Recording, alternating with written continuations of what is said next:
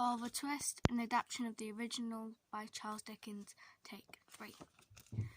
Characters: Oliver Twist, Mr. Brownlow, the Artful Dodger, Fagin, Monks, Mr. Bumble, Mr. Soberry, Mr. Noel Claypole, Bill Sykes, Bullseye, and Nancy. The Workhouse. Oliver Twist was born an orphan of the workhouse and fell into his place at once a parish child, the humble half-starved drudge, to be cuffed and buffeted through the world, despised by all and pitied by none. "We name our foundlings in alphabetical order," said Mr. Bumble. "The parish beadle.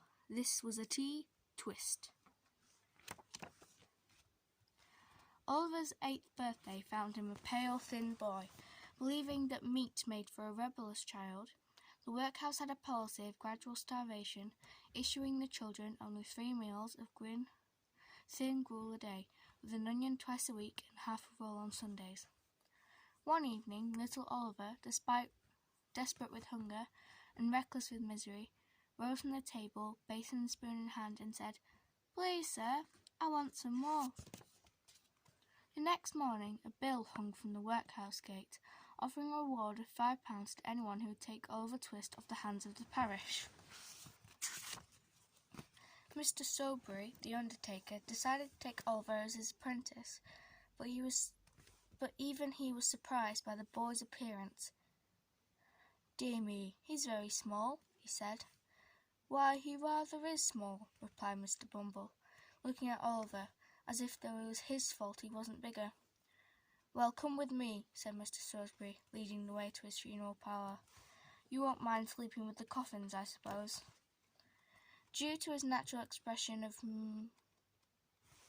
melancholy, Oliver was soon accompanying Mr.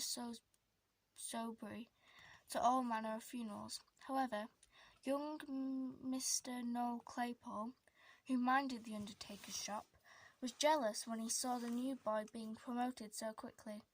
He taunted Oliver in the hope of making him cry, and then when all else failed, he got rather personal. "Your mother was a regular right-down bad 'un, workless," said Noah, "and it's a great deal better that she died when she did." A minute ago, Oliver had looked the quite mild, dejected creature that harsh treatment had made him, but his spirit was roused at last. The cruel insult to his mother had set his blood on fire. Crimson with fury, he started up, overthrew the chair and table, seized Noah by the throat, and shook him in the violence of his rage, till his teeth chattered in his head, and collecting his whole force into one heavy blow, felled Noah to the ground. "Help! Help!" roared Noah. "Oliver's gone mad! He'll murder me! He's turned vicious!" Mr. Soberry punished Oliver with a thorough drubbing, and then ordered him up the stairs to his dismal bed. Left alone in the gloomy workshop of the undertaker, Oliver wept and wept, resolved to run away. With the ray of light, he tied up a few scraps of food in a handkerchief, unbarred the door, and set out for London. "London! That's a great large place. Nobody, not even Mr. Bumble, could find me there." To London. On the way, Oliver met the strangest-looking boy that he'd ever seen. "Hello, my covey," said the strange young gentleman. "What's the row?" "I'm very hungry and tired," Oliver replied. "I've walked a long way. I've been walking these 7 days." "7 days? Come, you want grub, and you shall have it." Among his intimate friends, he was better known as the sobriquet of the Artful Dodger. The Artful Dodger led Oliver to a gloomy room in the dirtiest part of London, where Oliver encountered a very old man by the name of Fagin. His villainous-looking face was obscured by the quantity of matted hair. Dressed in a greasy, tattered coat, Fagin was dividing his attention between a frying pan of sausages and a clothesline, over which a great number of silk handkerchiefs were hanging. "We are very glad to see you, Oliver, very," said Fagin. Fagin craftily introduced young Oliver into the pickpocketing trade, and one morning sent him out to work with the Dodger. The boys walked along the Clerkenwell Green, where they saw an old gentleman reading at a bookstore. "A prime plant," observed the Dodger. The Dodger plunged his hand into the old gentleman's pocket, withdrew a handkerchief, and then ran away at full speed. Horrified, Oliver took to his heels, and the gentleman turned sharp round. Seeing Oliver scudding away in a rapid pace, the gentleman shouted, "Stop! Thief!" After a helter-skelter chase, Oliver was caught and sentenced to 3 months of hard labour, until the old gentleman, whose name was Mr. Brownlow, persuaded the magistrate that Oliver was innocent. Exhausted, Oliver fell heavily to the floor in a fainting fit. His face was deadly white, and a cold tremble convulsed his whole frame.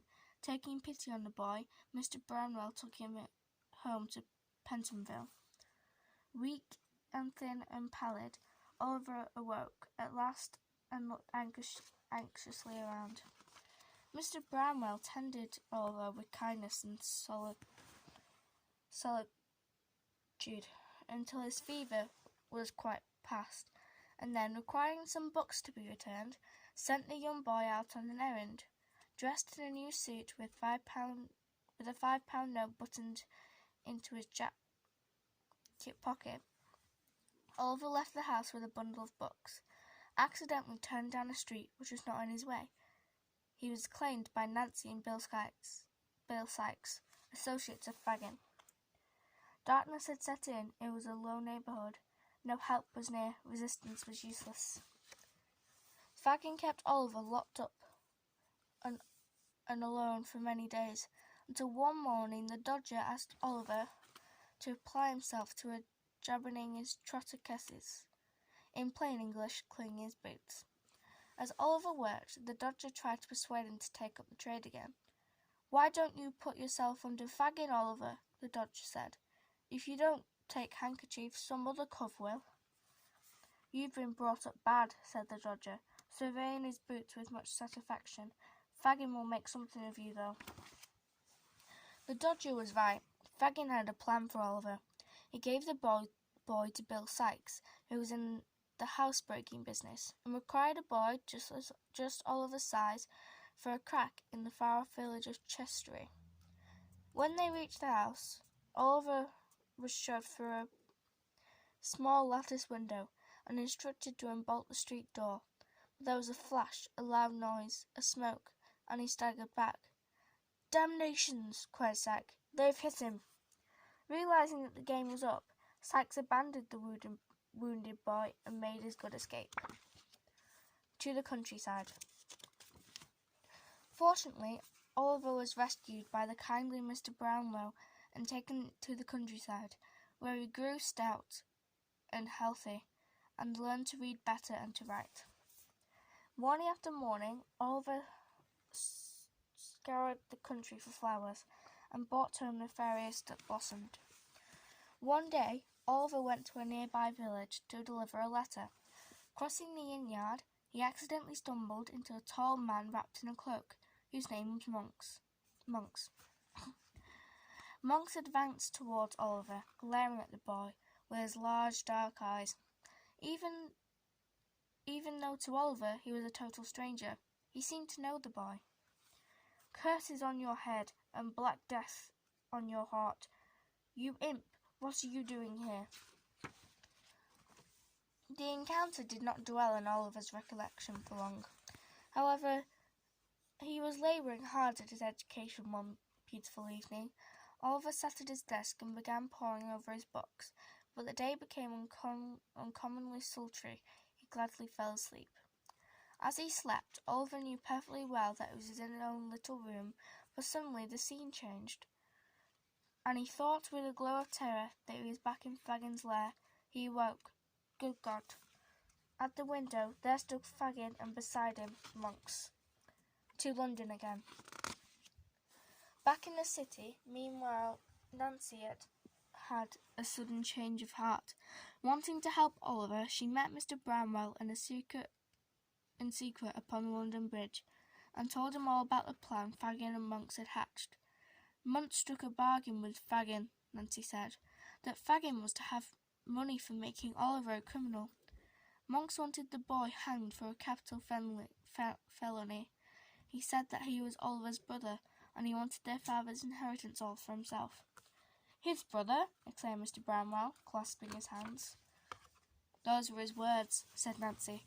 "But it's growing late, and I must go back, because I am all among desperate men I have told you of. There is one I can't leave, Bill Sykes." But Fagin found that Nancy had blabbed, and Sykes, so angry, he murdered poor Nancy. Of all of bad deeds that had been committed, that was the worst. Of all the horrors, this was the most cruel.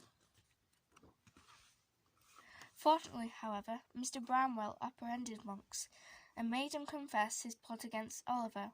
"I swore," said Monks, "that I would hunt him down and bring him, if I could, to the very gallows foot. Oliver came in my way at last, and I began, but all for a blubbering drab. I would have finished as I began. I would. Fagin and Sykes are both hanged for their crimes. Guilty." What little remained can be told in a few simple words.